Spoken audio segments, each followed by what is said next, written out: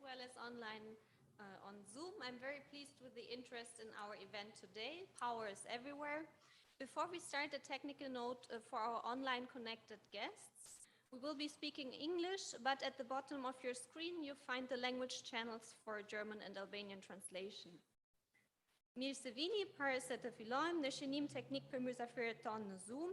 Në fund të ekranit tuaj do të gjeni kanalin e gjuhës për përkthimin shqip. Und auch noch auf Deutsch. Herzlich willkommen hier im Destil und online auf Zoom. Ein technischer Hinweis, Sie können Übersetzungen im unteren Bildschirmrand finden.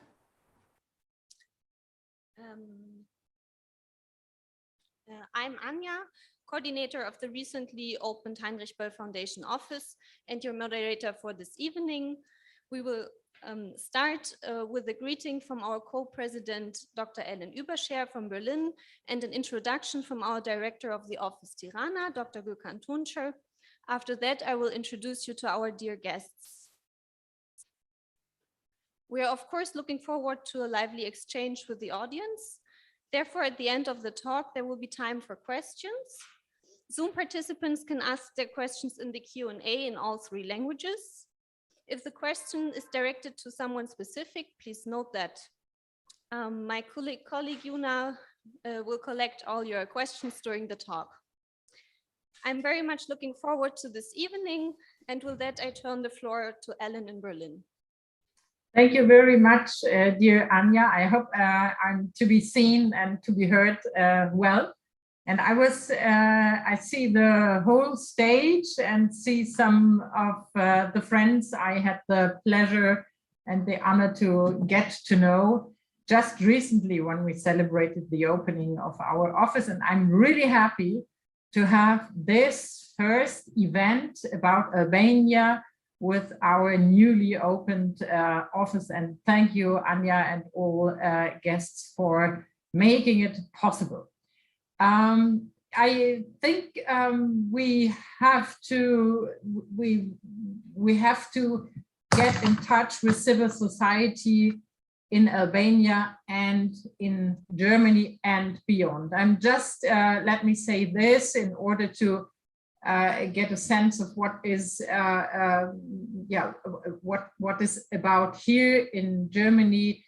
I'm just back from a small protest action before the Russian embassy against the shutdown of one of the most important civil society actor in Russia, Memorial.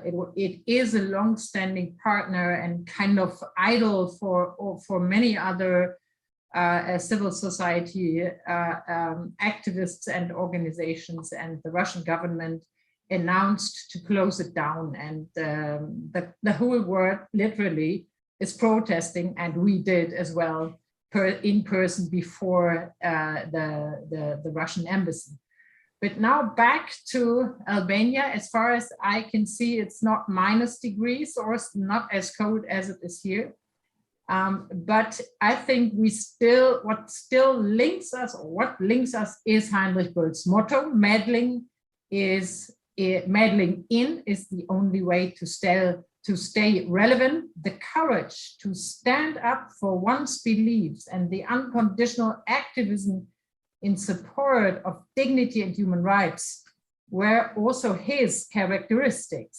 We are happy to start today's conversation with partners and friends from Albania who are just as committed to these traditions and values as if they have known them from long before. Together with our partners, it is our goal in Albania to follow Böll's encouragement for civil society, but of course, in the end, we want to see a European, a stable Western Balkans with all the people and all the states flourishing in this region of Europe. From the very beginning, we have been working with communities, with local initiatives, civil society, and I'm really glad to see some of them on stage, as well as progressive and green actors, because they are placed exactly where this transformation happens, where the source of transformation actually is. Civil society actors hence present important drivers of environmental, of social, and of economic change. While our foundation presents a wide international network with more than 34 countries where we have offices in and work in around 60 countries. This region, Western Balkans, is of especially importance for us. Nowhere else, in no other region, we do have such a strong presence and a wide range of projects on such a small space, so to speak. Our offices in Belgrade, in Sarajevo, in Thessaloniki, our partners in Zagreb, office in Istanbul, and now in Tirana. We are engaged in working for a greener and more equal future in this region and supporting the European project. And we think, together with you, it is worth to do that. We are aware of the fact that the region faces structural challenges, climate change, the necessary energy transition, outbound migration and migration waves, as well as security issues, present great challenges for the region. We are hence convinced that an important aspect to cope with these issues will be a strong collaboration with the region and with the European Union. For us, it is clear that Southeastern Europe is an integral part of the European project. In this sense, we were moved by the warm welcome of our foundation when we just recently, a few weeks ago, opened the office in Tirana. That was really encouraging to have such a warm welcome. And this event already made clear, as a Green Foundation, we also follow a bottom-up approach. We want to give a voice to the change agents of our societies, to young people, to grassroots initiatives, to journalists, to creative artists, social entrepreneurs, and researchers. With your engagement, you present important progressive forces to build bridges in the midst of a complex process of social, economical, political transformation that this European society is currently going through. We are here to work together and not for or about the civil society in Albania. This is one of the most crucial impact we want to reach. We are here to share values, to share ideas. From our work in other political contexts, we know how difficult it is to create change, to establish open, public, and safe spaces where social, cultural, political structures can be questioned critically, and to foster empathy, sustain solidarity within communities for change.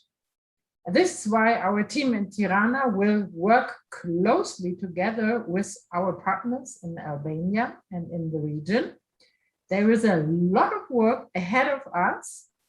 Dear friends, dear partners, with your motivation, drive, and good ideas, we are excited to work and to start our work in Albania from Tirana. And we will do our best, of course, from Berlin to support this work. And therefore, I'm pleased to see so many of our long-standing partners as well, some of the new partners. And I'm really looking forward, and I'm excited to listen to the discussion about this motto, which I very like: power is everywhere. And with these words, I hand over to Gökhan, which I haven't seen up to now, but I'm sure he will be there. All the best. Thank you. Hello, Ellen. Hi. Thank you very much. Thank you. Thank you for all our audience here in Tirana and elsewhere. Thank you thank you and welcome to our first, European event, maybe global. Who knows who is following us? So before I start to say some introductory words, I would like to thank our panelists to take their time to share their ideas, opinions with us, to discuss with us. I would like also to thank to Anya for the organization of this technically very difficult event. Also thanks to Yuna, the other team members, but also many thanks to the technical staff. They worked all day to realize this kind of stream, or I don't know how it transfer of information. And also many thanks to the translators. Thank you very much and welcome, dear friends and guests. It's a pleasure for us to be with you today, this evening, and discuss the role of new social movements in the transformation of Albania. Here on stage, we have a selection of Albanian progressive actors, and we know many others are among us in this room and more are outside. Together with them, with this dynamic society, we aim at creating an emancipatory discourse here in Albania. And we would like to discuss how can we live on this planet more peacefully and more happily in Albania and elsewhere. Today, we announced the event under the title "Power is Everywhere." This short quote goes back to the French philosopher Michel Foucault. I would like to take 1-2 minutes of you to introduce this, for many of us, hard to understand philosophers' ideas, because he flips everything around. Foucault abandons the traditional approach to the problem of power. For him, power is not something you can possess in the classical sense. Thus, the question is not so much who has the power. For Foucault, power is relational.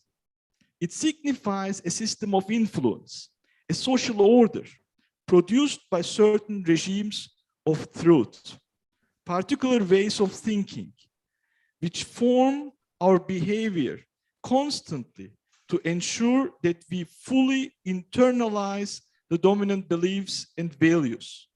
Let me give you an example and link our introduction maybe to this still.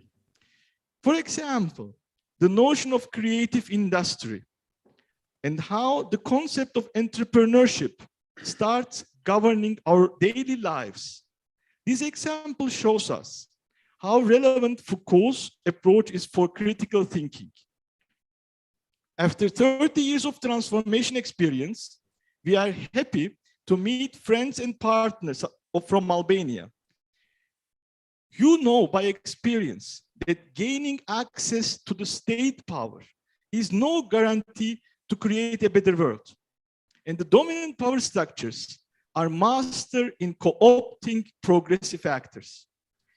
Foucault is hard to digest for many because his analysis of power addresses the part of the iceberg which is below the sea level.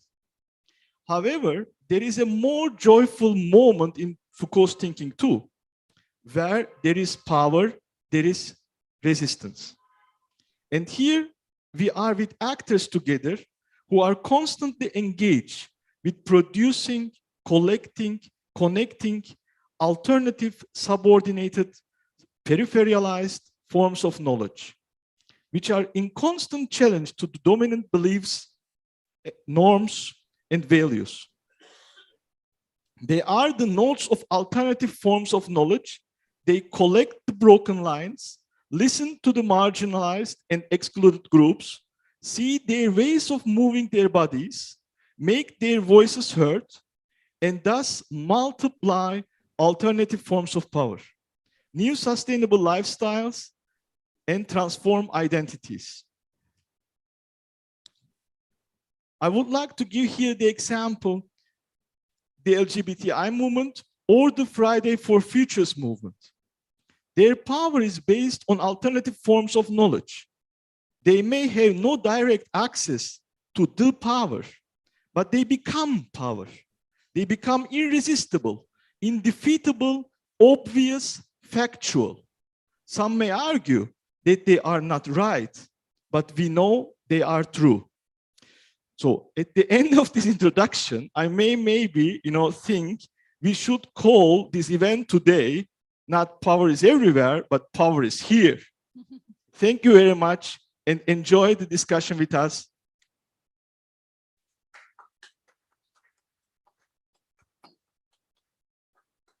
Thank you, you, Ellen and Gökhan.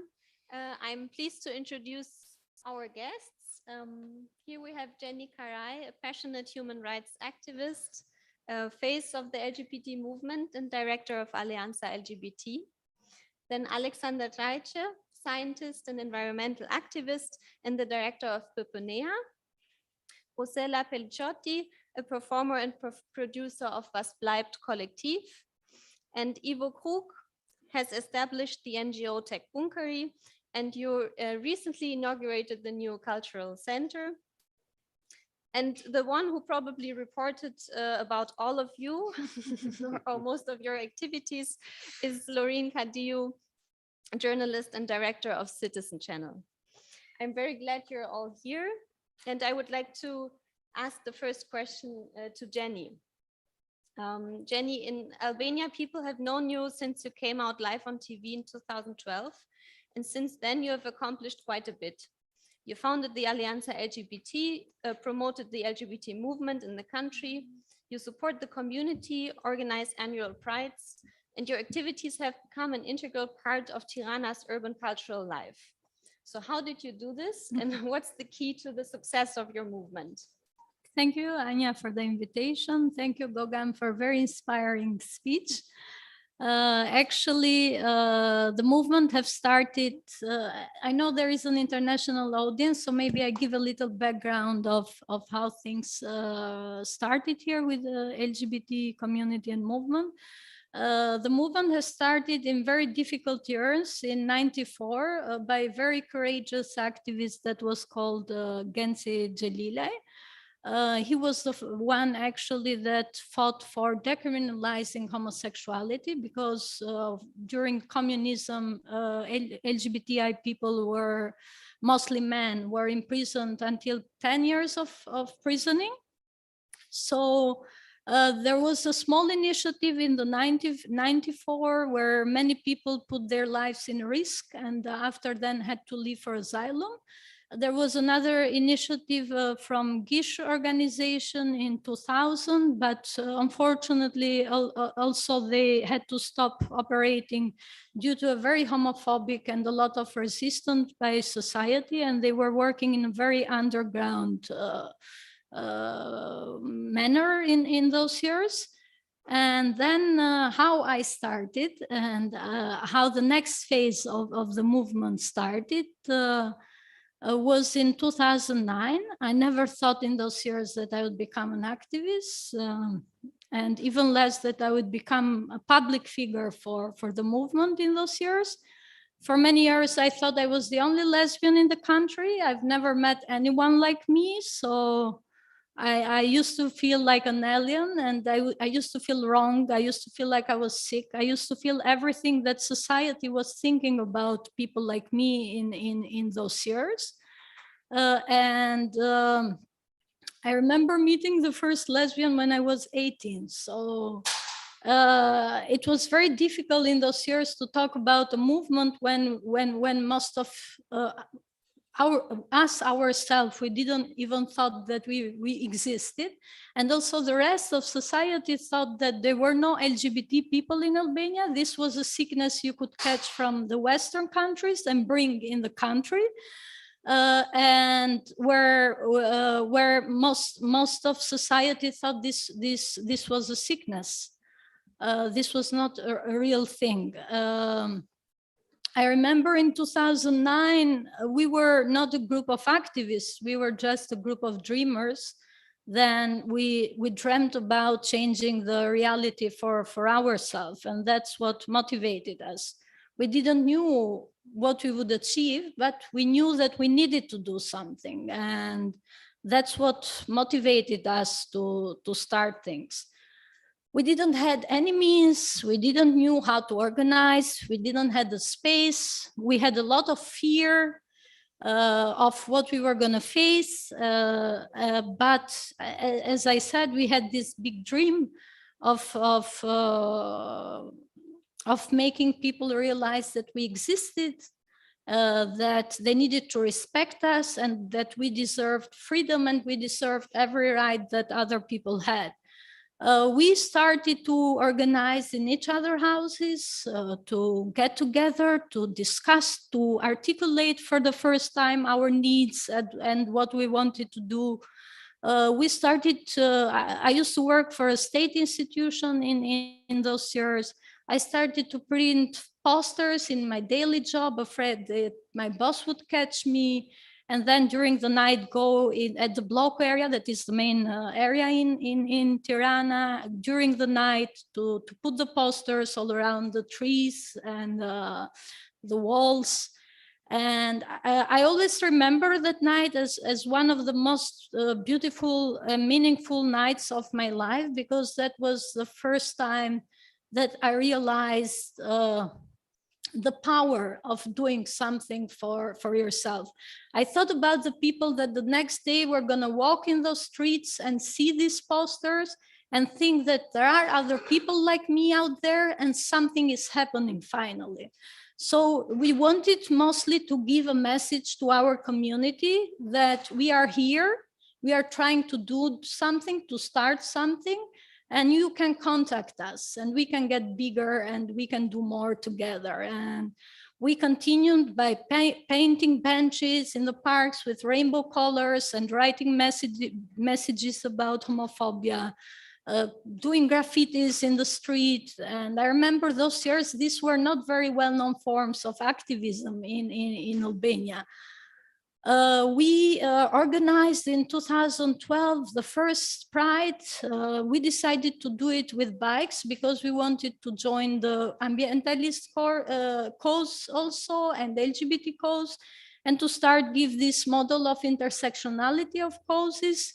We were only 12 people that year, but that didn't stop us. And you know, many times people say it's about numbers, but from my own experience, I've realized that when you talk about social movements and changing things, it's not about numbers, it's about loving what you do, it's about dreaming, having a big dream and having the big vision, because then the numbers start to build up. So slowly by slowly, you know, and it's about building alliances. So I also think one of the biggest victories of the LGBTI movement in Albania has been the fact that we have had a lot of support from straight friends, from artists, even though they are not a huge number, from the feminist cause in Albania and the feminist movements and organization, from intersectionality with Roma organization. Like, I think that the secret is always, you know, to understand that social causes are not causes that are divided, you know, but this is a struggle for all of us. It's the same struggle. It's a struggle against the people that have the power. It's a struggle about the white man that wants to keep this power. And that's why we also face the resistance, because we are trying to change the dynamics of powers in societies like ours. I think that the secret of the movement here has come from the people. So it has a very bottom to top approach from the beginning. The community itself has been thinking about the strategy, how to grow, has been, you know, the core and the heart of the movement. We have been very strategic when it comes to media, because we know media is power. So for social movements, it's very important to understand how to use media. Sometimes media is an ally, but we see, at least with the LGBTI movement in this momentum, you can see that sometimes media can turn into a weapon or can instrumentalize social causes against development. And we see that very oftenly in Albania with many causes, how also politicians use a lot media to control social movements, manipulate social movements a lot. We had the cause of the theater, for example. We have the cause of the students, that we see how many institutions of power try to manipulate or try to divide this kind of movements, because they know that the power is in people. So they always try to divide people when they start different social movements. So these are some of the things that we have tried to do. We have tried a lot to be more political, like not only operate in the underground way, but also make politics understand that LGBTI people are also voters, and this has been a strong message we have been giving through different campaigns. Because sometimes in countries like Albania,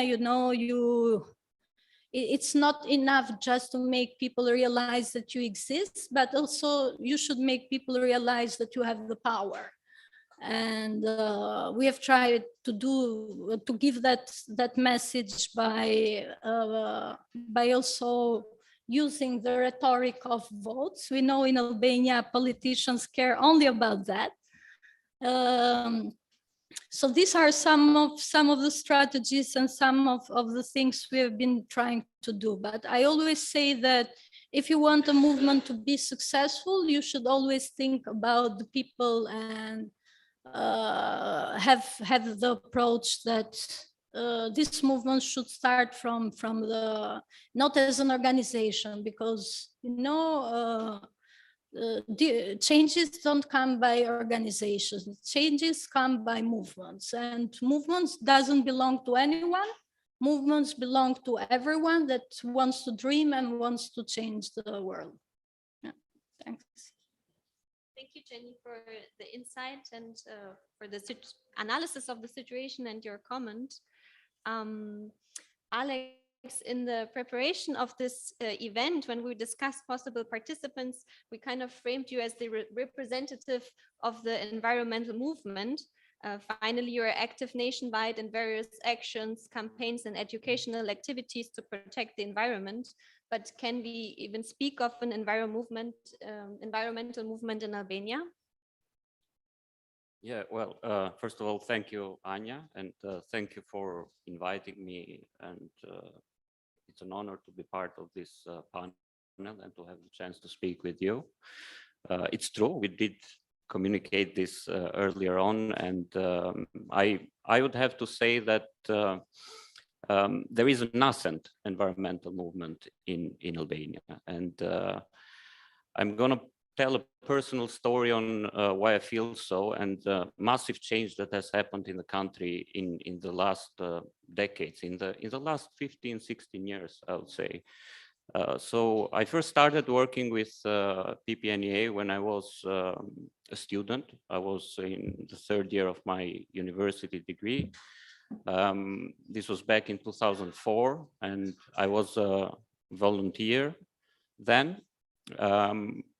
And I remember one of the first assignments that I had to do as helping the work of the organization was to conduct the evaluation of natural values of Shebenik Jablanica, which back then wasn't a national park, but through the work that basically we had started doing, we were aiming to declare it as a national park, given the amazing values of the nature there, the habitats, the landscape, the species that live there are quite unique. So we were quite strongly focusing on that area. And I remember talking to my friends who are not normally interested in environmental issues or in issues of nature conservation, and telling them that I was going to this area, and many of them were almost feeling sorry for me as, you know, a young student going to these areas and not having coffee with us in the bloku. And back then it was really like you didn't have this outdoor sense of people going out in nature and enjoying nature.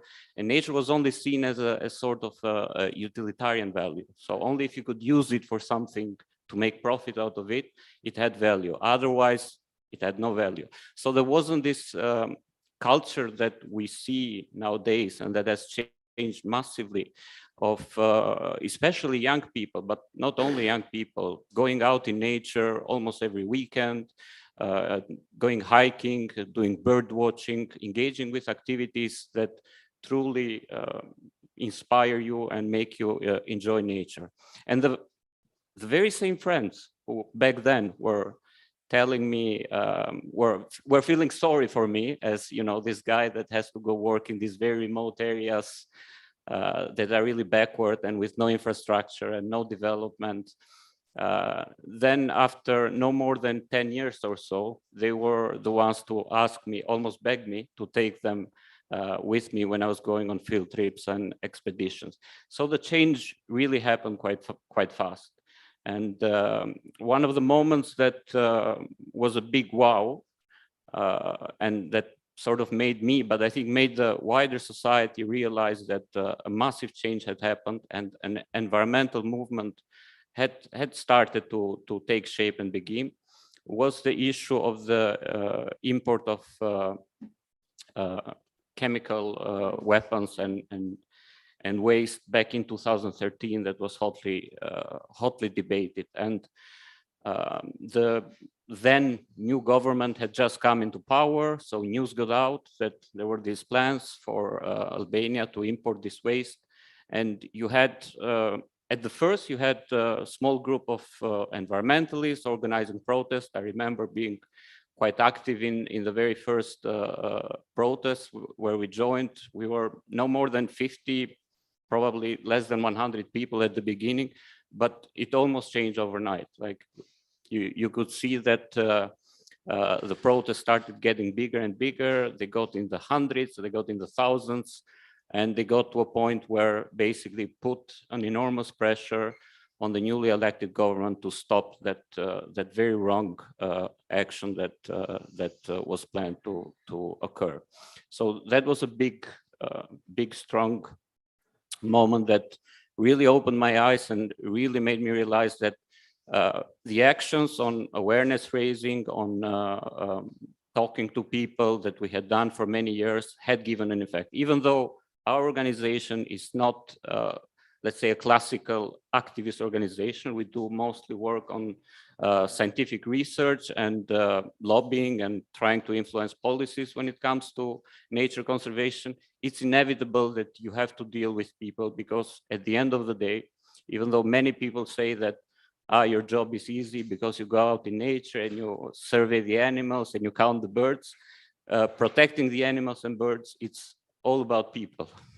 The animals, they do what they can do. If you leave them alone, they reproduce, they multiply, but it's about actually managing people. It's about making people get into harmony with nature. So it's a lot of work with the communities that share the landscape and they share the environment with the species that we work with.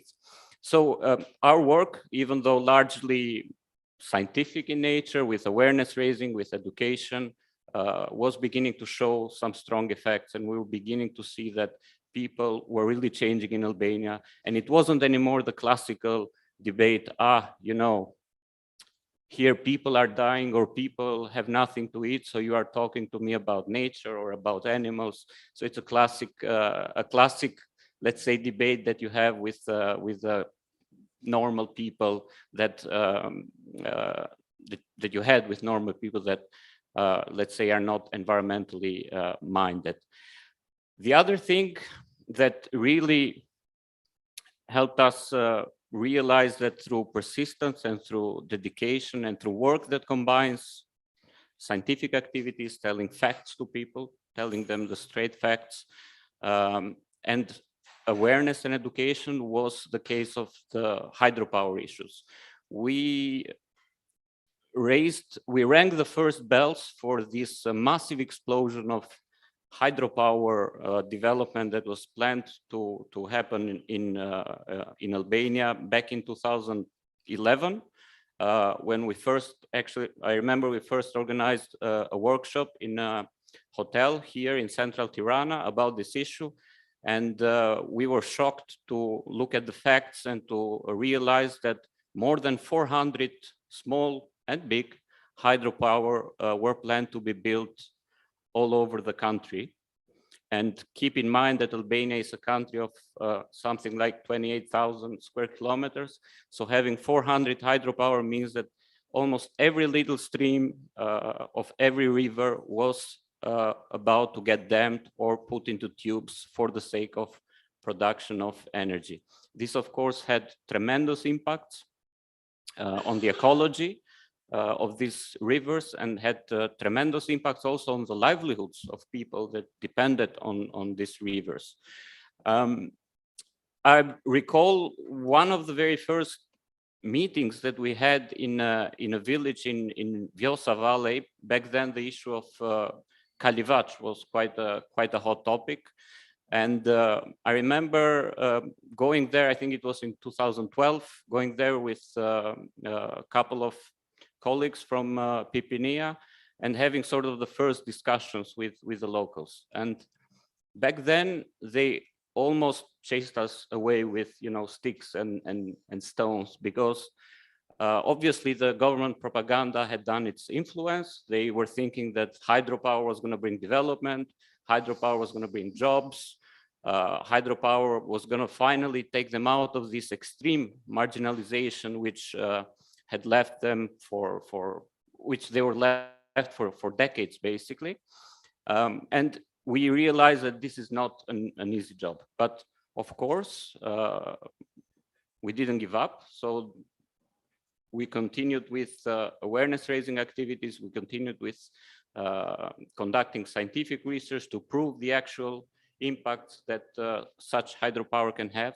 And of course, there have been many other actors that have been involved meanwhile, and it has been a campaign that has now taken the worldwide proportions, I would say.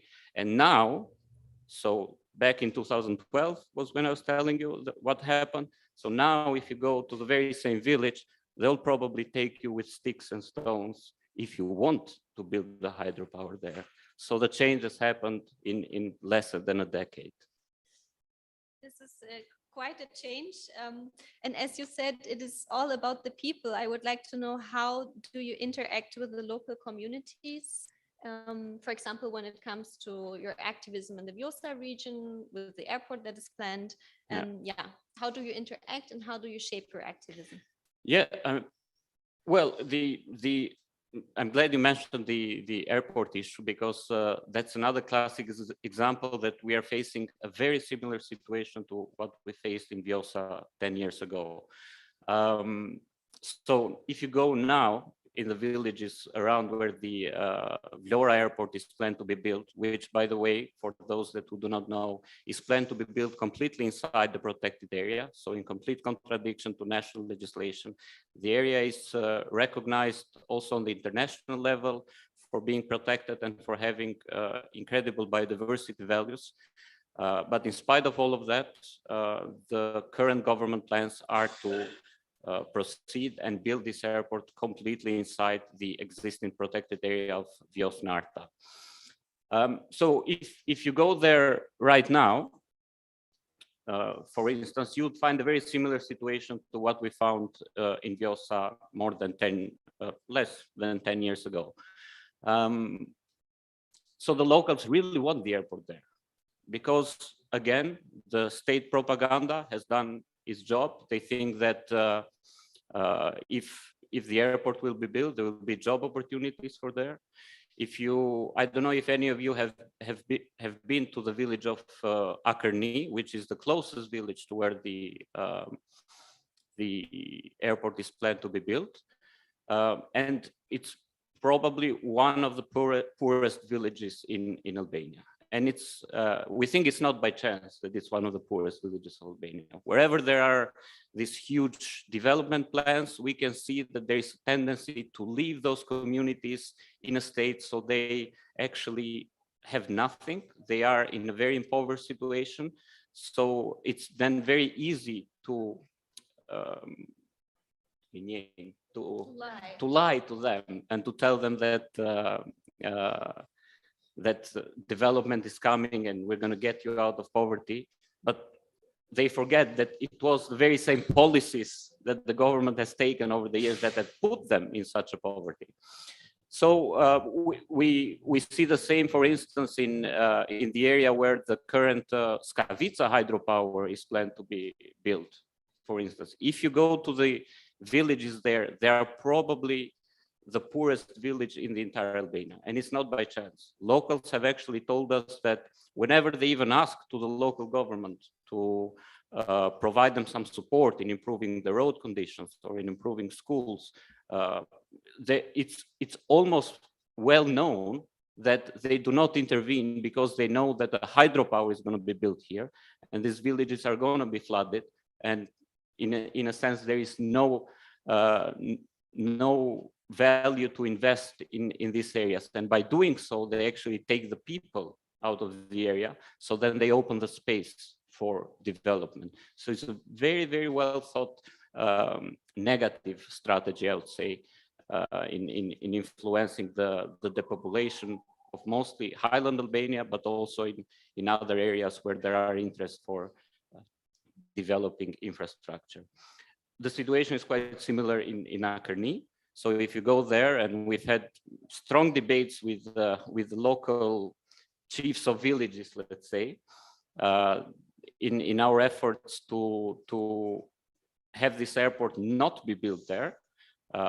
They actually look at us as being their enemy, look at us as we are the ones wanting to keep them in poverty, and they think that the airport is gonna provide jobs for them, provide development, provide opportunities, and so on.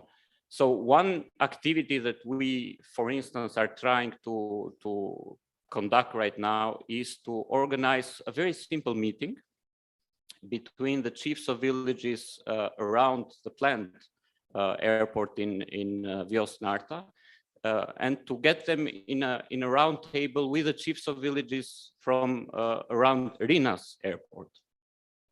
So we have an international airport. We don't have to go very far to look what are the benefits to the local people of having an international airport next to their door.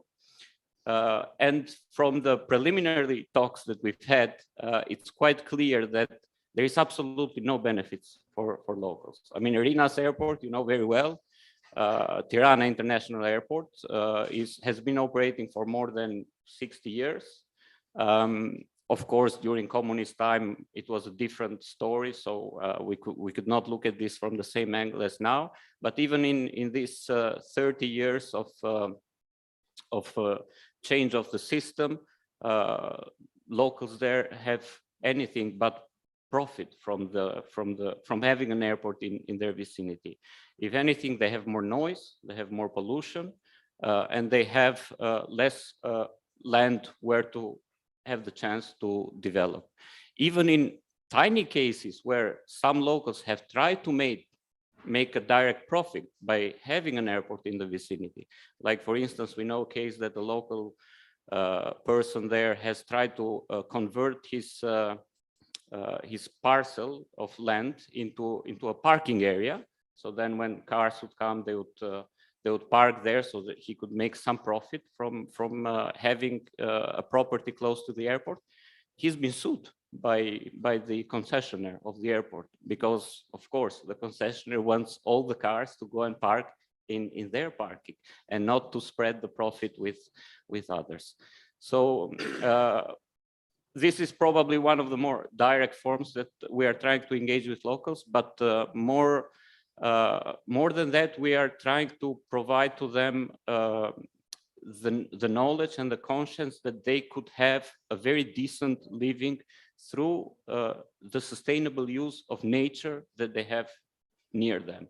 So we've been trying to support local initiatives that promote livelihoods that are, let's say, environmentally friendly, which they are already doing in a way. I mean, if you go to highland Albania or to rural Albania, there is a very well-established harmony with nature. So you can see people live off nature, they know how to get the benefits. They do not go into extreme consumptive practices of nature. So in a way, they have already formed the equilibriums between human activities and nature benefits. But what we are trying to do is to enhance them, to bring this to their attention. For instance, we are helping beekeeping as a practice that locals can generate some extra income while doing an activity that is incredibly beneficial for biodiversity. We have been promoting the improvement of livestock sheds or of mountain stani, as we call them here in Albania, so that they could, so that the owners of these facilities could not just get profit from the products that come from livestock rearing, but they can, for instance, use opportunities from ecotourism to host some people while they are doing hiking in the mountains. We have been supporting the plantation of fruit trees, for instance, and that is with a double purpose. So on one hand, it helps reforestation and erosion control, so it helps nature. But on the other hand, it provides some alternative, or it increases the potential for local people to make some more profit and engage in nature-friendly ways. Thank you, Alexander. So from social movements and big movements in the environmental fields, we come to a different kind of movement, the physical one. Rosella, in our preliminary discussion, we were able to identify many similarities between your work as a dancer and new social movements. And one similarity is the acting far away from great narratives. At the premiere of your recent project, Silent Mirages, at the opening of our foundation, you were asked if there was a narrative behind the performance. And I found your answer very interesting. Would you answer this question again? Hi, everyone. First of all, and thank you for having me here representing wasbleibtkollektiv, a very recent structured collective, which actually its idea has started many years before from our initiator, Gentian Doda, and his international collaborators. But we finally, by coincidence, almost got together to a point where this group got together and actually started to structure itself. And I want to say thank you very much for considering of having an art collective and an artistic initiative as part of your panel discussing on social movements. I believe that art and being an artist and trying to live as an artist is quite a strong statement in these times that are not good for arts, not internationally, not locally, not everywhere. So thank you for considering art as part of a social movement. Getting back to the narrative, to the question about narrative, we had this show Silent Mirages you are talking about, which was performed at your opening, and it was a pleasure to perform it for that event, for that case. The question about narratives, I think, was brought up by the creator, but by Gentian, and well, yes, there is no chronological narrative, no narrative in a classical sense of the word, but there is a narrative in the moment that something happens, and that when there is an evolution from a point A to a point B, there is a narrative, even though it's not logical, it's not classical, it's not a story. In the show, we are not telling a story, if that's what narrative would mean. In the show, we pass through different emotional states Of course, all of them are connected to the main idea, the main thematic that is about memory and about the passing of time. But the choice of not having a narrative was not a casual one. The choice of not having a narrative was to enable people to create their own narrative if they want. So enable people to feel themselves as not understood, but to feel themselves less alone while looking at something that is being performed in front of them, and being in touch with everything that happens there and feeling as they're part of it. And a very interesting point in the whole creative process and in the final show was that we were always trying not to say too much, not to say it all, not to say 100%, but say 99, so that 1% creates a space for the public to feel some tension, to feel like they are being asked a question, or to feel involved, more involved than if we gave them all of it. And we were talking about movement and how movement starts when there is no story. Actually, the movement doesn't come from the story. We believe that stories are made of movement. So there is movement and then there is a story.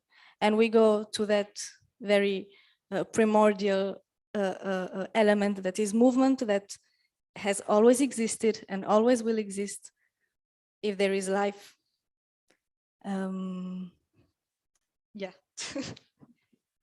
And you experiment not only with movements, but also with the organization of work. You chose this format of a collective. How do you organize yourself and what's the idea behind? Yes. Yeah, actually it is quite, it is also a difficult position to be speaking and representing a collective. Because when we talk about a collective, the main point is that there are many individualities in it, and being here and talking in the name of the artistic director or of all the other artists involved is a difficult position, but we are organized. We have an organization in the collective. We have different roles which were not they were not pre-established, but everyone took the role that came to them almost by coincidence. Actually, everything that happened with the collective and with the show, the way it happened, it was very natural and organic. No decision was taken in order to make a decision, but everything took its place. And as everything took its place, also the individuals in the collective take their space by offering what they can offer. In this case, I am one of the performers and one of the producers. I'm not the only one. There is a core of 4 people. It's me, it's Gentian, it's Dimo, it's Fabrice. They are all over Europe, so we are also connected with an international collaborators. And then there are the other artists who are involved in the projects artistically. So the way we are organized is flexible in the sense that everyone can change their role when they need to and when they can. We are not a company, so we are not working for one individual, but there is an initiator, and everyone else who decided to join the vision of the initiator is there to bring that forward, and all of us are very happy to do so. Thank you, Rosella. Thank you. Ivo, you have recently formalized your organization and opened the Cultural Center, where a lot of things are happening. So you have different thematic clubs, cultural events. I've even heard of rooftop gardening projects. But actually, I know it has been a long road, literally a long road. What we see now is the result of several years of work. What is your approach and how did you go about it? Yeah, and hi to everyone, and also from my side, thanks a lot for having me here. And thanks for the so far really like, mind-teasing and interesting insights and voices from the three of you. I saw many similarities along the way. I mean, we are, as TekBunkeri, probably the youngest ones here in the game. What is our approach? When we started 5 years ago, born out of a student project with the idea of transforming abandoned public spaces, mainly abandoned military spaces, into community spaces or artistic venues.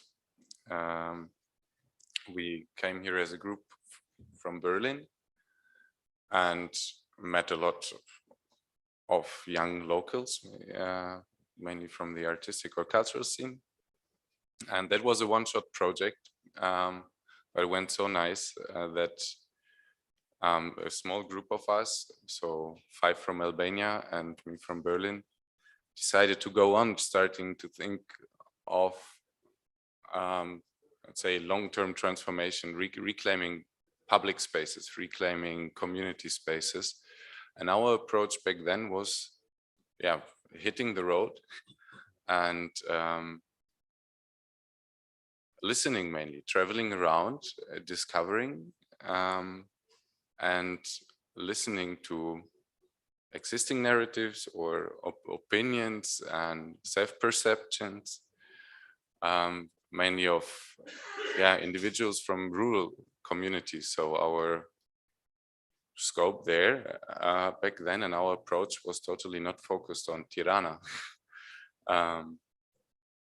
We traveled in different, let's say, on different tours for almost a year, almost all of the whole country, and started mapping spaces, having countless community meetings. Back then, we didn't think of becoming something like a formalized organization, but considered ourselves also rather a collective or a group of motivated youngsters. And where we came back to was after a year of pilot project and struggles with actually finding, for example, funds and partners to implement ideas or prototype ideas that we came up with together with village communities. We ended at a point where we thought, okay, at one point we must formalize, and we also saw the need to connect somehow the Tirana community, which is still on a national scale. Tirana is the center of knowledge, of a lot of knowledge of how to do things and how to articulate your needs or define them. And also, of course, the center of material resources and financial resources. So we ended up at a point where we said, okay, we need to formalize ourselves and we need to be in Tirana, even though we dreamed for a while of claiming a space, creating a community space, an open space to experiment and prototype new ways of living together, new ways of generating knowledge and formalizing it and sharing it also outside Tirana.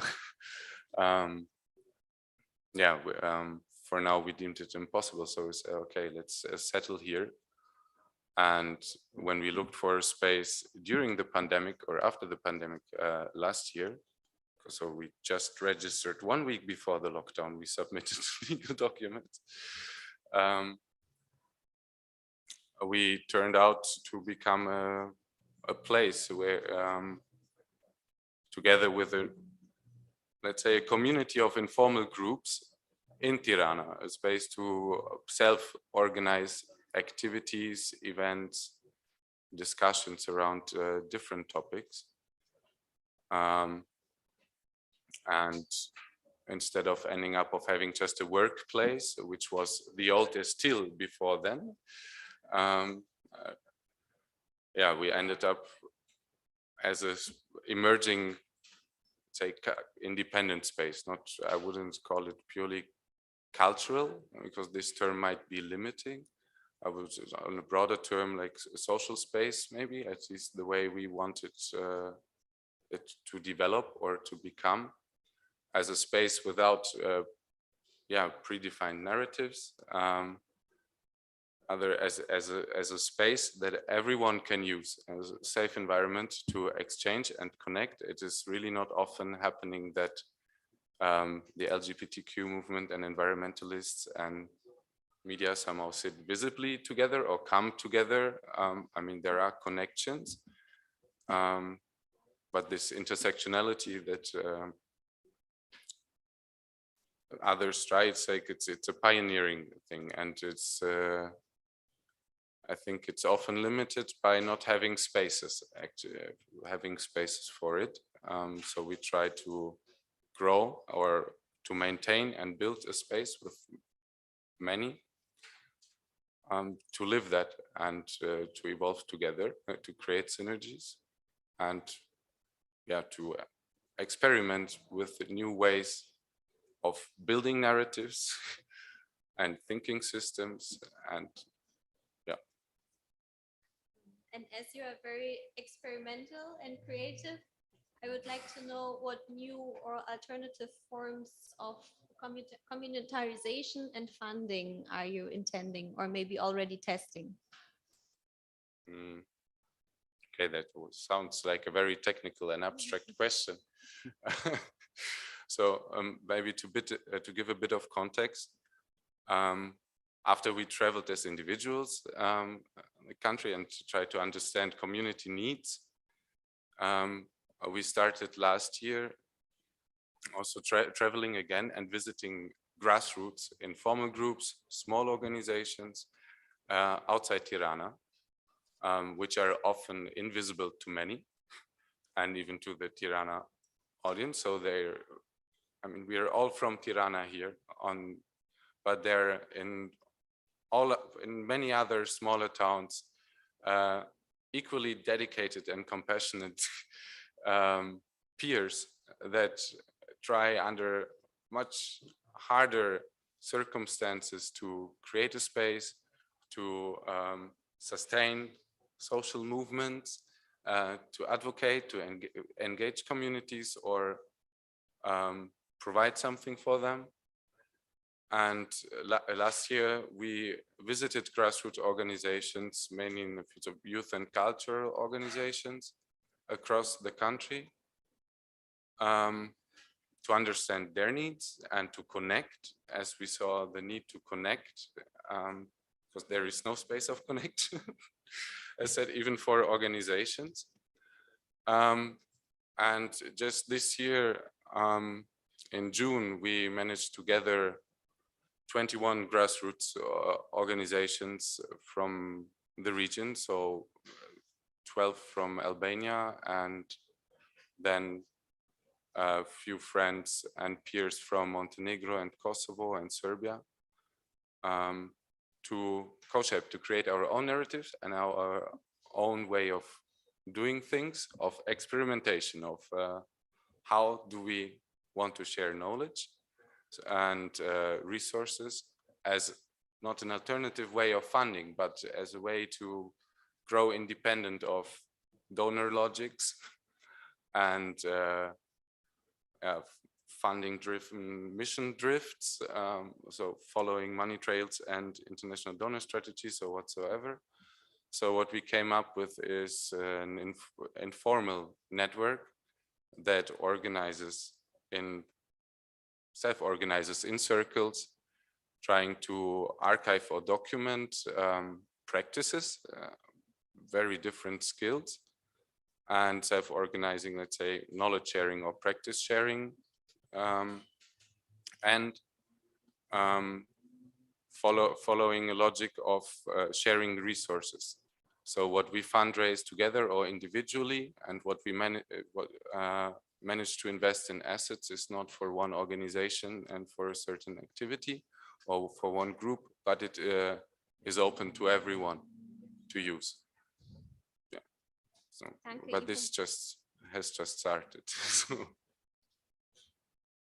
Danke, Ivo. Lorini, so Citizen Channel reports a lot about activism, and where Alex and Jenny protest is also where you will be found. So are you an observer or a participant of the new social movements, and what role does media play for the new social movements in Albania? Yeah, thank you, Anna. Sorry, thank you, Anya. Thank you, everyone. I wouldn't call us an actor. I would call the Citizen Channel an engaged observers. Like our media is built around a set of values that we have been willing to also publish at our newsroom's webpage. So if it means to go beyond objectivity, thinking that you don't take two stands, or you don't have to be objective when it comes to human rights, when it comes to environment and freedom of media, I can say we're not objective. We're not neutral either. So Citizen Channel is a group of especially young journalists and engaged people. So we're not only journalists like a status, we're people who try to contribute to the society also with our work, but also with our engagement in certain civic movements and activism. So I can say our newsroom is a place where some activism happens, but we also try to report about these social movements that are often, I would say, underrepresented by the mainstream media. So we try to go to these hyper-local communities and talk to directly to the people in order to get an, I would say, unfiltered story from the filters that's often put by the mainstream or broadcast media. So that's why most of our products are visual, and that's why we have this approach of talking straight to the people and putting the people in the center of the story. Of course, to do that, you need a group of people that are kind of working in a half freelance environment, meaning the people who are professional, but also put their individual contribution to the news. By saying this, I want to say that we're not a newsroom that has this big administration, or we're not bureaucratic in the news creation process. It has a lot of individual contribution from the journalist himself or herself, and I'm the editor of the story, so I try to edit all, of course, the I would say journalistic standards content.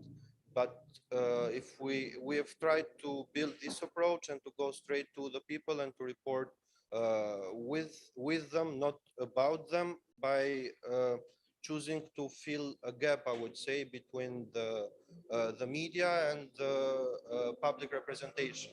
So I know there are a lot of underrepresented groups here. I know we cannot cover them all, and we cannot be everywhere, but the struggle is this, like trying to get a story that would not go on, I don't know, a private owned media or a big media company that has to also think about interests of the business, interests of the people who pay for their advertising, interest of course, the highly polarized political environment here. We are critical, of course, and we also do our homework as journalists. By saying this, I don't want to say that we have this partisan approach to news or to the causes. So we also work with accountability and asking public institutions about information. It's hard, it's not always successful, they're not always willing to answer. But since we have this, we work in this situation where we do slow news and we have time, we're not rushing for the breaking news. We try to also analyze. We recently have started a podcast as a medium to talk to the communities and explain what is going on. So every month, the journalists from the newsroom prioritize one cause or one issue, and they talk to the people that directly represent the issue. So we're trying to remove these layers of representation from the media to the experts, and then to other groups that talk about people, and it goes on and on. So we try to get it directly from the people, and of course, bring this information or bring this knowledge and compare it to what the public institutions are saying and what the policy makers are saying, like a way to increase accountability, but this kind of direct accountability that has the journalists as a mediator in the protest. I can give an example of what's happening here in Tirana. There's this huge eviction process going on for a neighborhood over there for building of Tirana Riverside, which is a huge residential area that our central government, but also local government, decided to build and to rush it after the earthquake. And for the past 3-4 weeks, we've been there and talking to the people, documenting their own stories, documenting what they're losing in terms of they can maybe not lose materially, but they will lose the sense of community. They will lose the houses they have built and the investment they have done for all their life, and also try to ask the institution why was it done in such an I would say rushed and arbitrary way, by taking decisions that not always are consulted with the people, with the groups of interest, also with professionals, and also with what our law, our rule of law here has, what we all have agreed to have as a legal framework. So for me, this is the journalistic approach to the people. I don't know if this answers your question. It answers the question. This sending the message directly from the people. I would be interested in the method. How do you collect this local knowledge to send this message? So it's not always a journalistic method.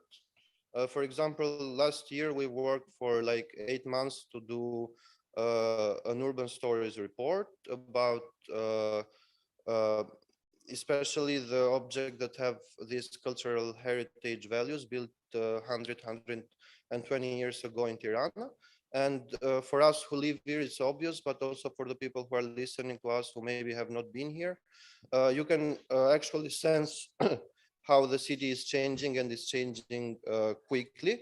So we went from door to these old villas and old objects and tried to talk to the people. It's not journalism in terms of you have to be an observer, you have to spend a lot of time.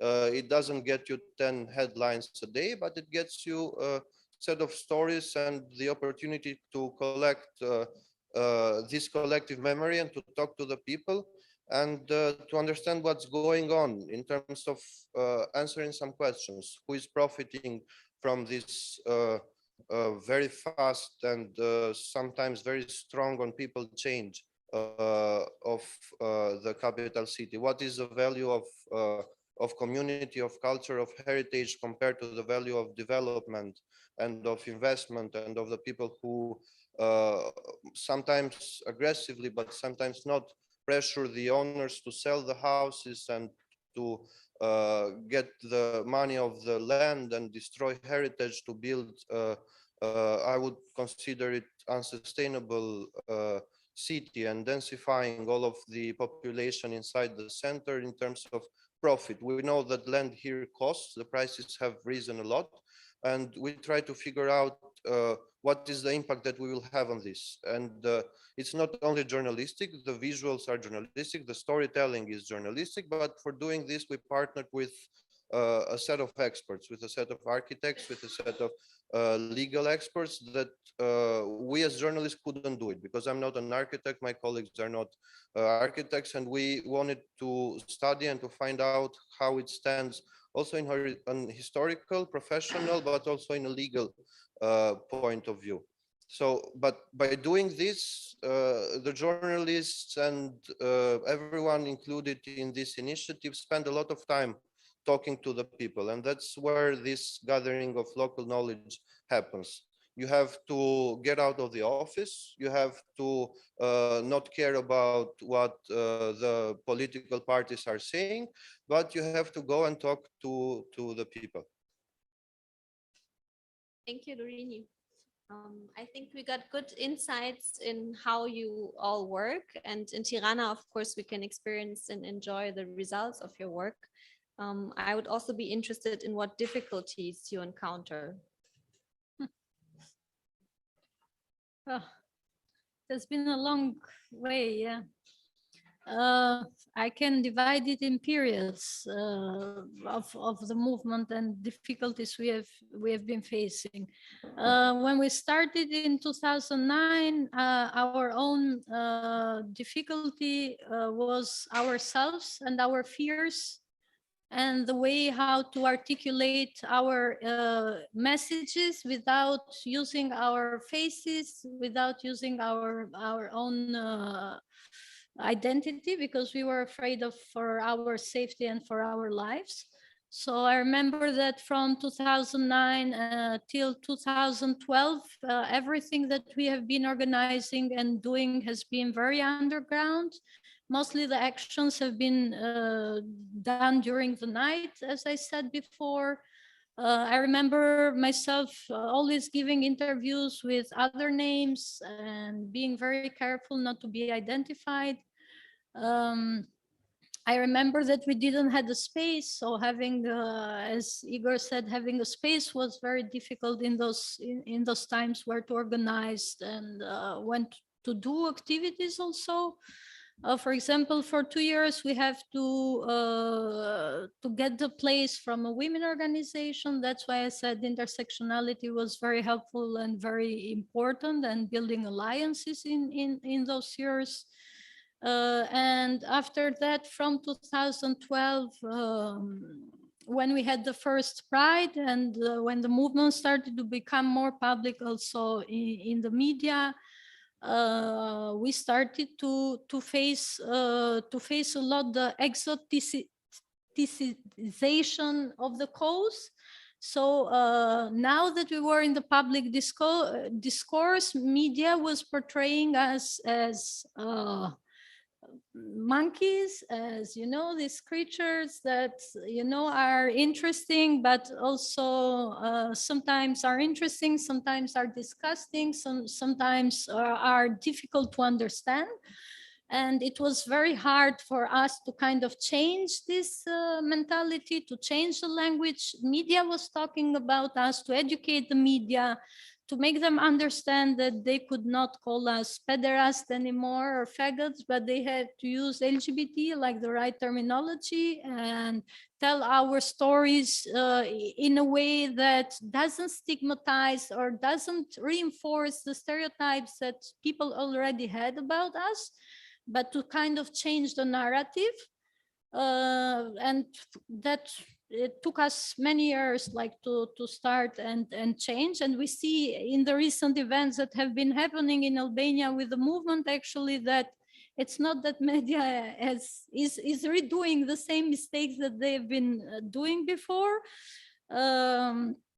We have had a lot of issues with working with institutions. I remember when we started in the beginning, we had many homophobic politicians that were publicly making statements against us, and we had to react in those years and to make them understand that this kind of remarks are not acceptable anymore, and that there is a community back like reacting towards this kind of behaviors.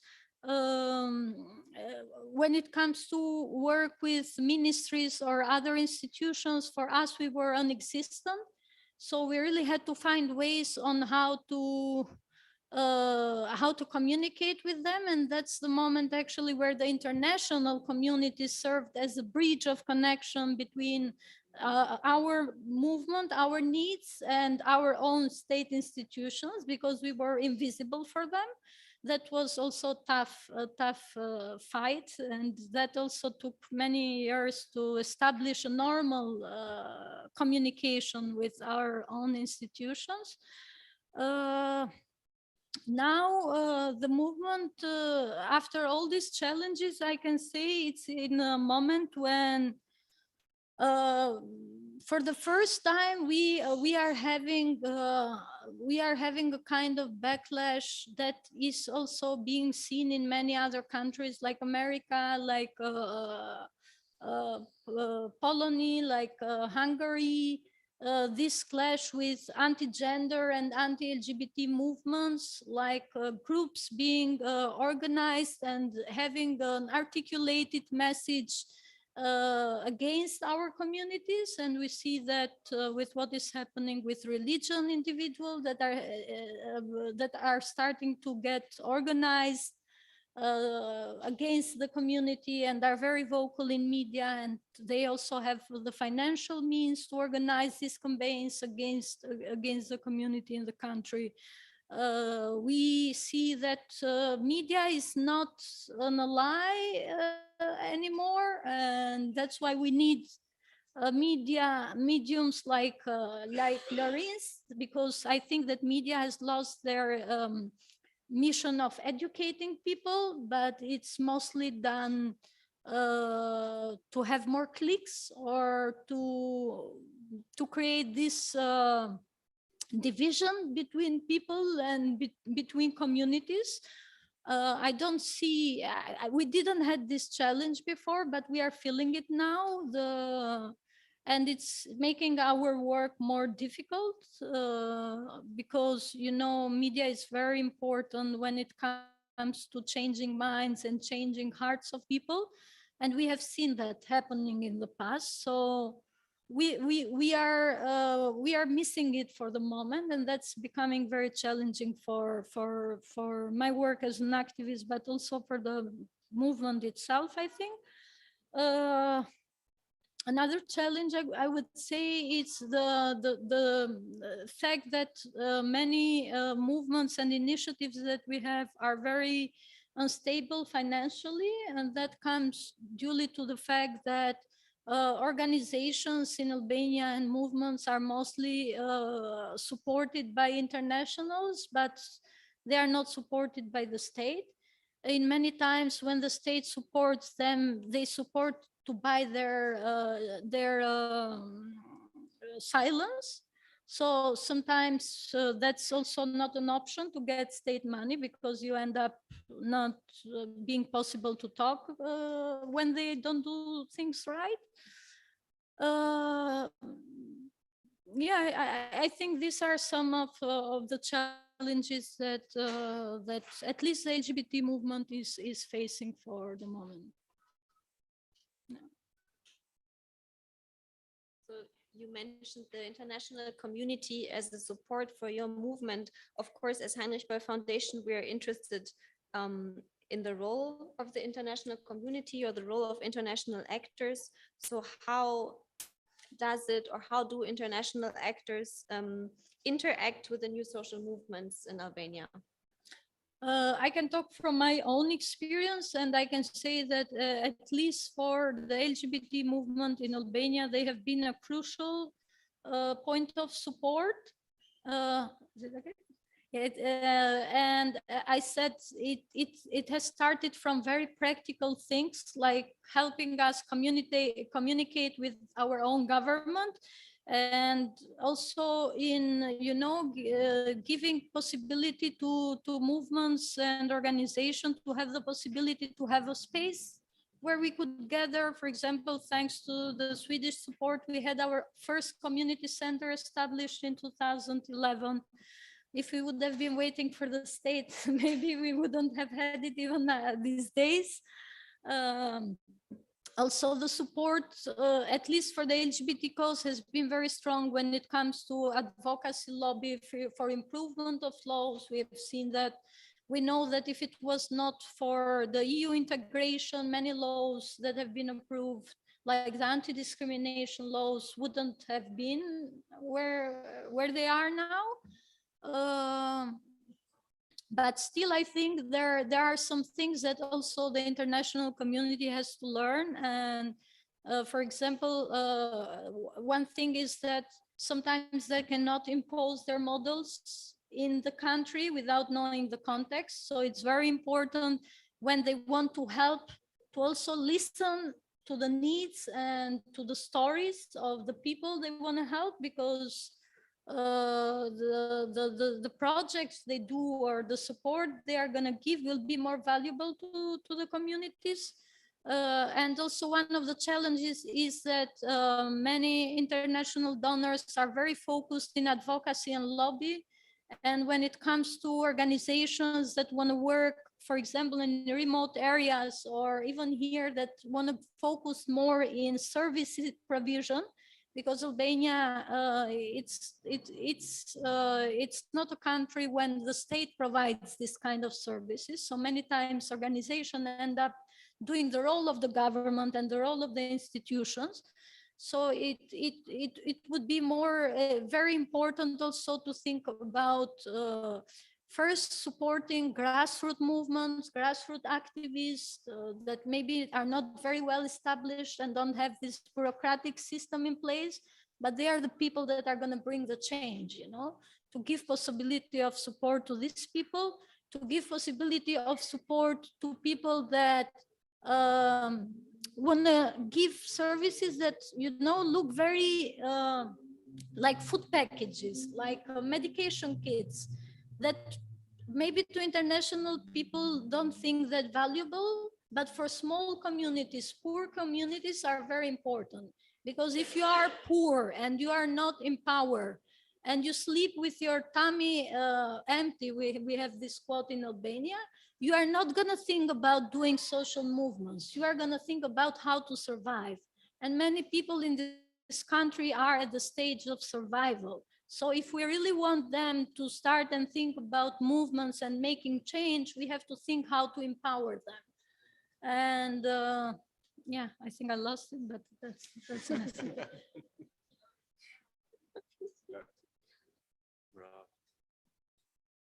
Yeah, if I may add now this was, I mean, I second everything Jenny was sharing. This apply as really speaks not only for the LGBT movement, but for grassroots in general.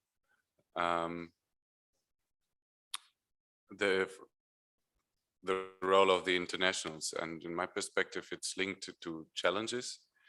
So one challenge is surely that there is very few ways to build core capacities, institutional capacities as grassroots, in terms of accumulating knowledge, having the time. I mean, activism or any kind, building a social movement, everything is a full-time job.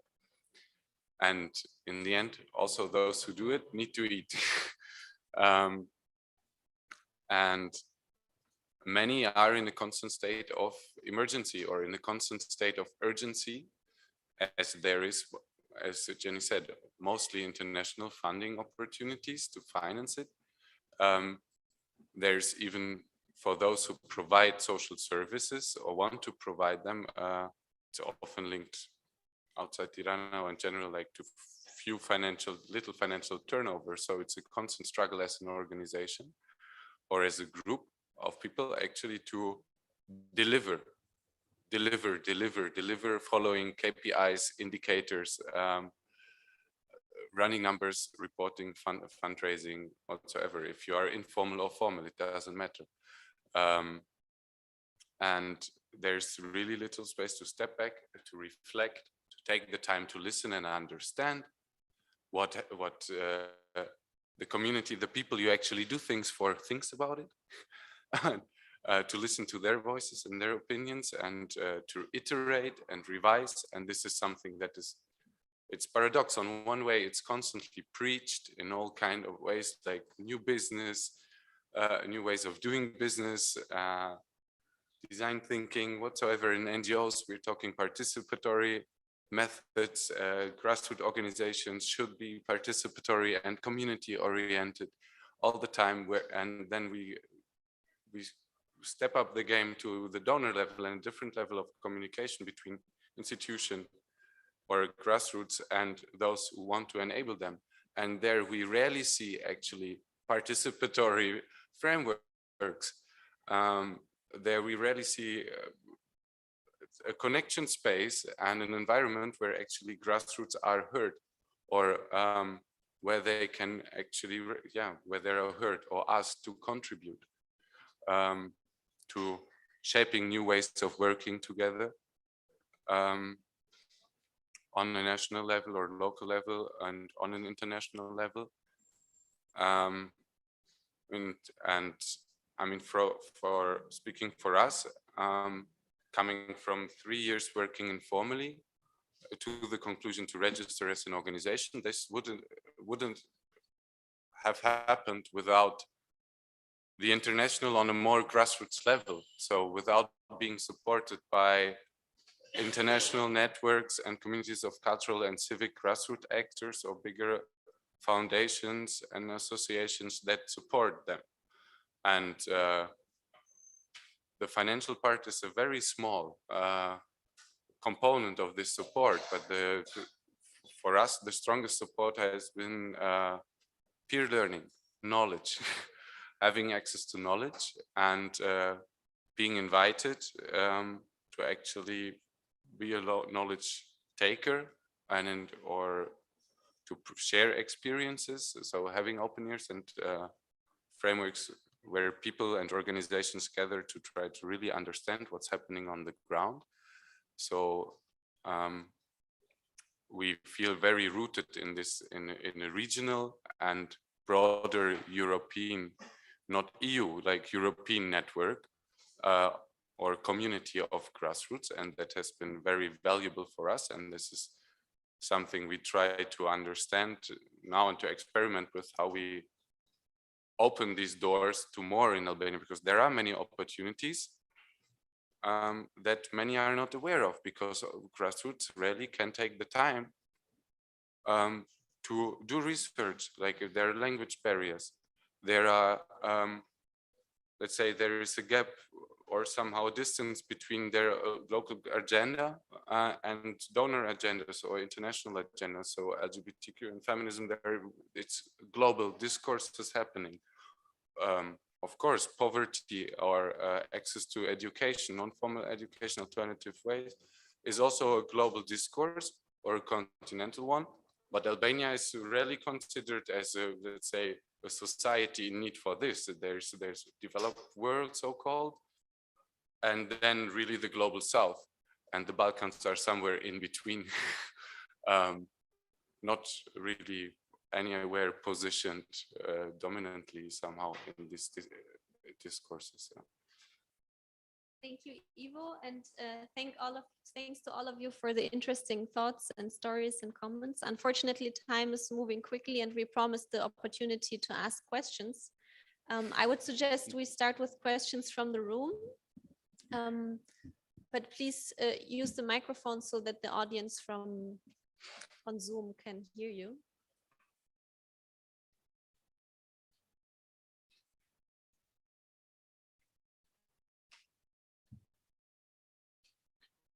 We started with the problems. We could be here all night. So.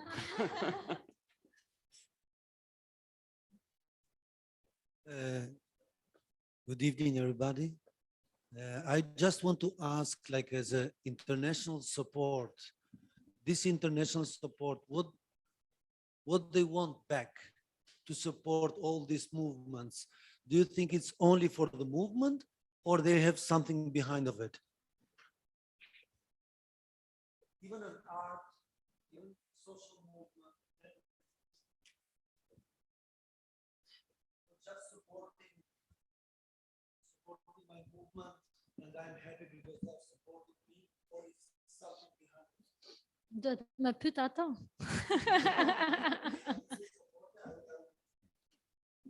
Do you want me to take this maybe?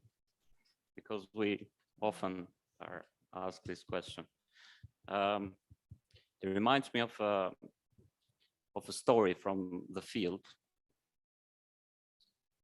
So we were doing this wildlife monitoring in this area in eastern Albania, and we were the first to introduce this method for wildlife monitoring called camera traps, which are automated photographic devices which can trigger the photo of an animal when it crosses in front of them. And through those, we were aiming to photograph this highly endangered species that we still have in Albania, which is the Balkan lynx, that only very few of them survive. And when we were trying to set them in this national park in the east, in Šebenik Jablanica, that I also mentioned earlier, we were doing an info session with a few locals there to explain the methodology and the fact that we're going to set them in the mountains. And if you see them in the trails, in the forest, please do not touch them. They're not there to survey you. They're there to survey the animals. And everybody seemed quite interested. It was something that nobody had seen or heard before. So I think it was a very first for Albania to implement such an approach. And then at the end, I remember there was this guy that we thought he was like really understanding and really got what we were trying to do. And then he asked this question: yeah, but how deep do those cameras look? How deep do they go? And we're like, well, no, they do not look in depth. They look horizontally. So the sensor senses the animal. And then when the animal crosses in front of the camera, it triggers a photo. And he was like, no, how deep? For the gold, how deep does it look?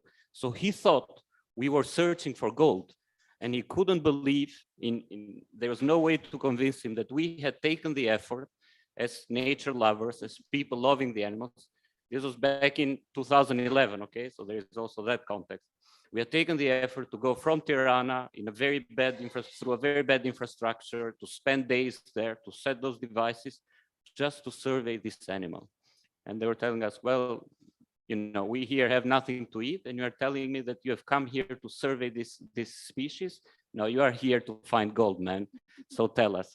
So there was this belief, and this really resonated with us, and we're like, okay, we need to take a step back, and we really need to realize, you know, what are the needs. But yeah, I mean, sometimes the motivations are quite genuine. You know, there is nothing behind. They want the natural heritage that is here, that is quite unique for the entire Europe, to be preserved for future generations. Especially countries in Central and Western Europe, they, through the massive industrialization that has gone in the 18th, 19th, 20th century, they have wiped out most of their nature. If you see a forest in Western Europe, it's mostly an artificial forest. In Albania, we have natural forests, and we are not aware of that, and we are not proud enough of that, and we really should be. So there is this sense of nostalgia, even among the international community, to preserve here, because what is here is what they lost many centuries ago. And we should really be proud of this, and we should preserve it. So the motivation is, at least in my experience, quite often very, very genuine. They really want to help us to understand that what we have here is quite unique, and that we need to preserve it for future generations. Thank you. Any other questions from the room? Otherwise, we have very interesting questions from our Zoom participants. So I'm reading them out loud. I'm interested to know how youth in Albania is involved in the different societal issues your activism tackles. With so many young people emigrating from West Balkans, is the youth in Albania motivated to stay in Albania and contribute to societal change? It's a difficult question. I cannot talk about all the youth, but I can say that for me personally, this is one of the most interesting momentum in Albanian history, because we see many youth living, but we also see many youth organizing and understanding the power they have and the need for their dreams to be true. So I see it, for example, Grace is here. I see it in the feminist movement, the new wave, I would say, of the feminist movement in Albania, that it's very inspiring, that even me personally has been inspiring throughout these 2 or 3 years, and that it's getting organized in such a clever way, creative way. I see it in the new age of LGBTI activists, and I cannot even believe how much more creative than us they are, and how much more courageous that the first generation us are, and how much motivated they are to fight for their rights. I see it in environmental movement, with a lot of new people engaging more and promoting even a different lifestyle that is, more environmental oriented. I see it in the young artists, how much talented they are and how much they fight to to find resources in a place that doesn't acknowledge them, and bring these beautiful art pieces with very few money and with no support at all from government. So I see many people like Loreen, educating the mainstream media by bringing a whole model of new media, and I don't know, I see something, or maybe it's only me seeing it, but I don't know, but I see something moving in the country, and I think maybe we cannot see the fruits now, but I can feel it, even like my body and my being can feel the energy. And what's different from before, with all these groups and movements developing, is that we are all interacting with each other. It's not like it used to be before, If you were LGBT activists, no one would come to you because they would be afraid of being identified as you. Also, the state has been doing this old propaganda that, there is a hierarchy of human rights. Media has been doing that propaganda that there is a hierarchy of human rights. But what the new generation of activists is understanding is that there is no hierarchy in human rights, They are all the same, important and vital for a democratic and equal and just society. So I see the intersectionality being built among young groups of activists. And I think that will be the secret for changing this country. If I can add, since you mentioned young artists, and I felt brought into cause, and I can speak from a very personal point of view as a young artist living in Albania.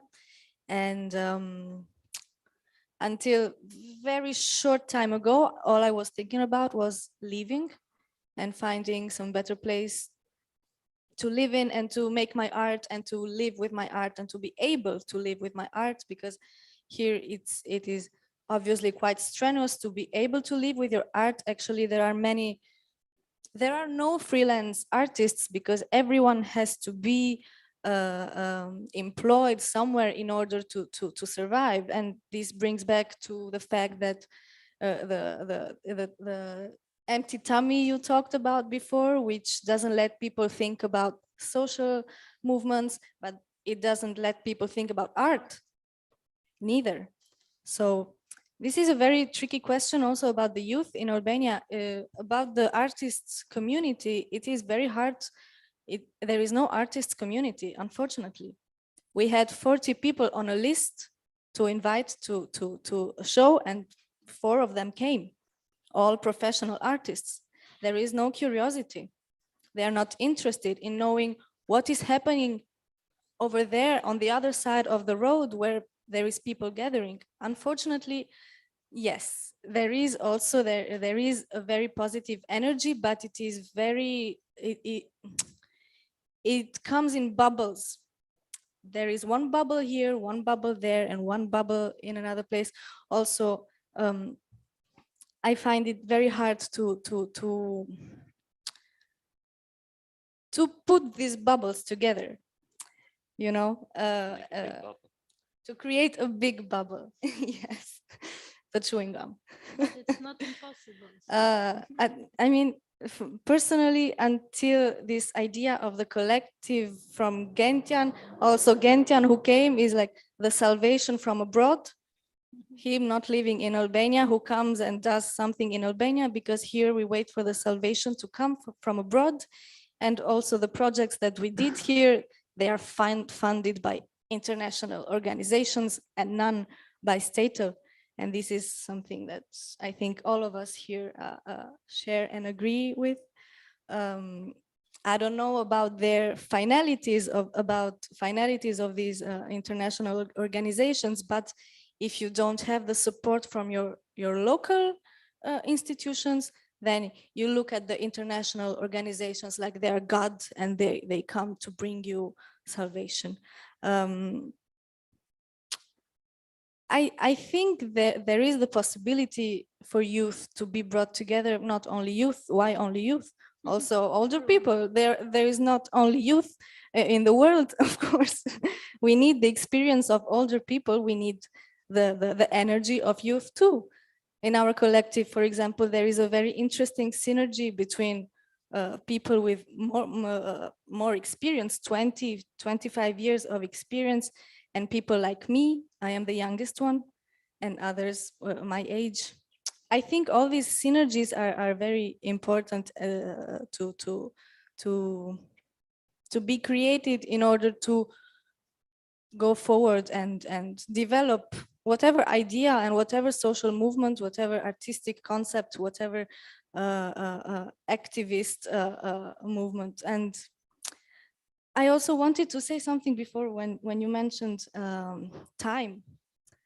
Like social movements need time, but also artistic creations need time.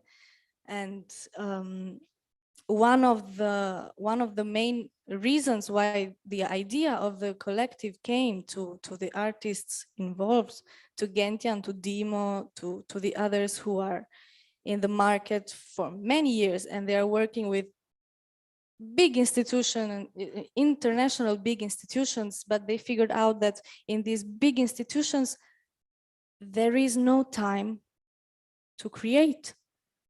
You cannot create in 3 weeks, in 4 weeks, in 5 weeks. You cannot create if they want you to be a machine, if they want you super productive. Everything takes time, and everything takes a certain mental disposition to be qualitative. In the end, we want to have a qualitative life, a qualitative community, a qualitative artistic product. Why not? Yeah, I went. Very true. There is another question dedicated to Alexander. No.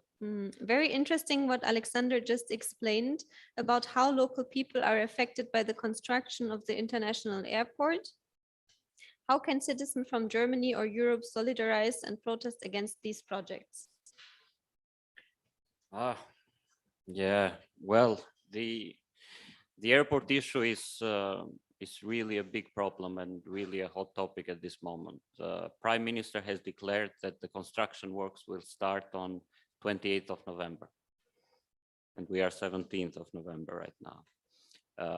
And it's baffling to hear that and to realize that, since none of the procedures that one should go through, and not only from environmental aspects, but also from legal aspect, contractual aspects, and so on, have been followed suit, and everything is being rushed to an extreme to have this start, even though the local community of environmentalists has been quite strong about the fact that we cannot have this airport in the protected area. Having the airport in the protected area means the start of the destruction of all protected areas in the country. If they can do that with such an ease, and if they can do that in such and in the open day, in the light of the day, they can do everything afterwards. Today is an airport. Tomorrow, an investor will come and ask for a resort to be built in Karaburun. After tomorrow, someone will come and say, I want to build a factory somewhere inside protected area. So anything can happen. If the airport happens in the middle of protected area, anything else can happen in the future. That's why we think it's really important that we engage as strongly as possible against this cause, because it personifies one of the prime examples on how wrong development policies can affect the environment and local people. We've had tremendous support from the international community, I have to say. We've had support from several embassies here in Tirana for our cause.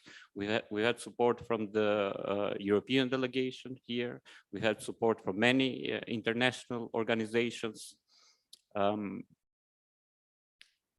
And quite recently, in the 2021 progress report of the EU for Albania, they explicitly mentioned, so the European Commission explicitly mentioned that building an airport inside the protected area is breaking the law. And they have never, ever before been so clear about something like this. They weren't using any fancy lingo. They were being very clear in telling that building this airport here is breaking your national law and international conventions that Albania has ratified. So what can citizens from Germany or from other countries do? They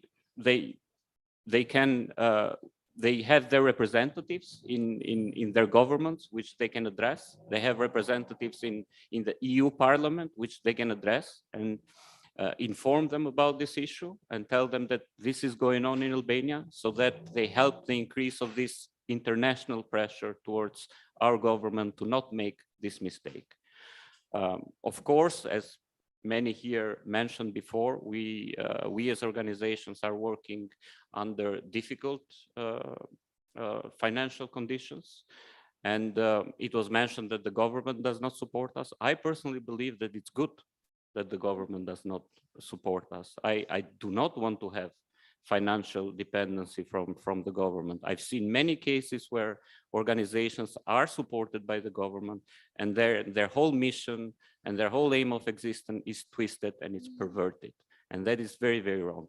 So financial help from international is always welcome as a mean that can help us to fight these battles that are not easy to be fought. Thank you, Alex. I will share one last very difficult question. The answer requires some fantasy. Can you give an outlook for the Albanian civil society in the next 10 to 20 years, also in connection to the EU accession? So how do we imagine the civil society in the future? Yeah, I can take this. It's a hard answer, but I'll try to give it media perspective in terms of how the sector has changed in the past years. Experienced it myself as a young journalist. I see the picture has changed a lot and has become more dynamic in the past 5-6 years.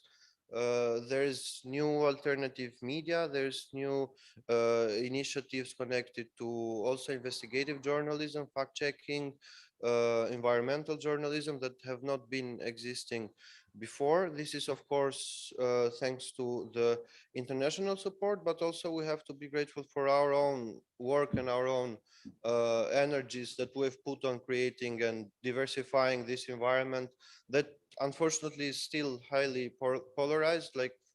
latest reports say it's 4 families who control most of what we watch on TV. And we know they're divided, like some are supporters of the Socialist Party, some of the opposition, but in terms of how it will change and how it will become, I'm talking about the media sector, not all of the civil society picture, because of course I consider journalists as activists and part of the civil society movement. I can say that maybe the process of EU integration will help us regulate this environment. Going back to what Jenny said, like the media is sometimes unregulated, unethical, and serves as a weapon also against a group of people, a marginalized group of people, but also against its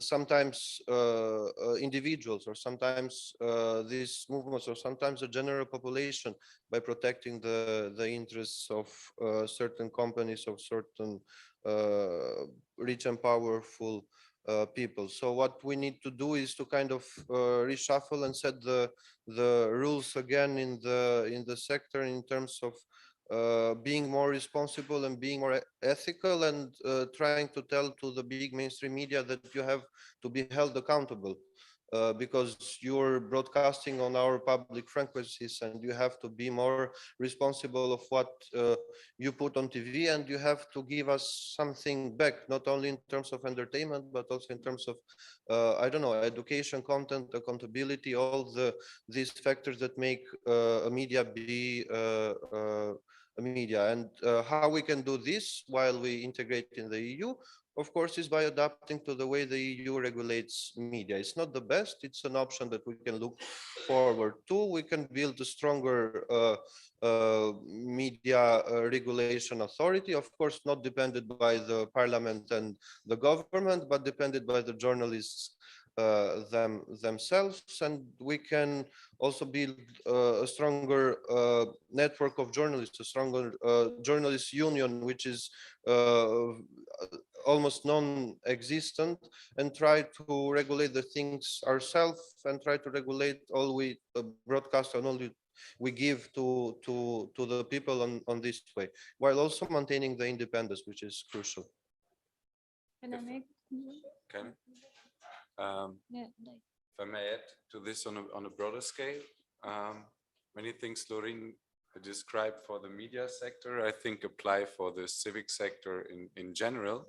So there is emergent, and there are new players and grassroots organizations coming up. So the youth plays an important role, I think, in the next 10, 15 years, because there are youth-led organizations and movements popping up around different topics. And let's say with positive and optimistic fantasy, I hope in 10, 15 years, we will see like a clear shift in paradigms in the logic this sector functions, because what we see so far, I mean, by today and what we have seen in the past is a fragmented sector that is, there are huge disconnects, and there is a clearly visible accumulation of resources to very small, very big players, especially when we talk about EU accession processes and allocation of funds. I mean, one thing is focusing on legislation and on policies that are then on paper, but they're not really creating an enabling environment. And then if we look at the distribution of resources, it's in the hands of few that are massive and untouchable in the civic sector. And in parallel, we see that there are, I said, like networks almost non-existent. There's one national network of youth organizations initiated not by EU or so, but by your colleagues from the Friedrich Ebert Foundation years ago. But there's no national network of independent cultural or civic organizations or spaces. I don't know if there's a network of environmental organizations, an active one. So there is no bottom-up power and organization of the sector. And this growing communication among each other and this growing intersectionality with the new generation, hopefully, like positive sense, will lead to really a positive consolidation of real power in this sector. Because now it's the bubbles, as Rosella explained so nicely, but the bubbles start to connect. Which role the EU accession will play, unclear, because they play a crucial role and they have a lot of power. And if they decide not to not support this fragile new way of trying to get things done here or emerge, then it will be harder to get into the positive scenario. Yeah. Let me maybe end with a positive remark that I think history has taught us that there is no stop to human rights, you know, and where there is repression, there is resistance. And we have been seeing that in many historical moments, in many societies, and in many individuals. So I see that this is an unstoppable force. It may take a lot of time. It may take a lot of resources. It's going to have many ways of resistance, but that's also going to make people more creative and more strong. So I want to be the optimist tonight. So then thank you for the final optimistic words. Unfortunately, time is over. I would like to thank the participants, the audience, the technical support, of course, the colleagues here in Berlin and our translators. I will invite all those present to stay for a drink, and I wish those on Zoom a pleasant evening. Thanks a lot.